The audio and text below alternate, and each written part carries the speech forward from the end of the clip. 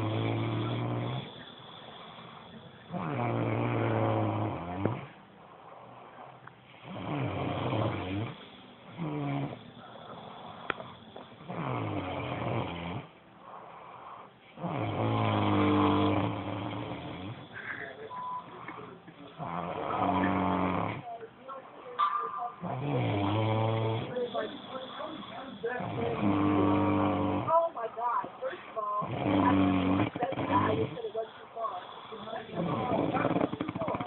How did it go too far? I know it's not right. But that's what you got it.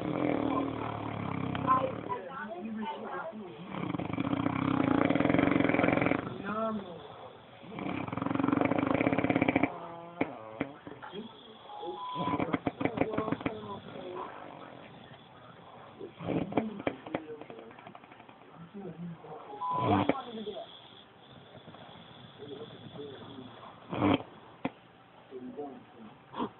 You're not going to understand. I'm not putting myself in that position. You don't have a bond. You're a child's mother.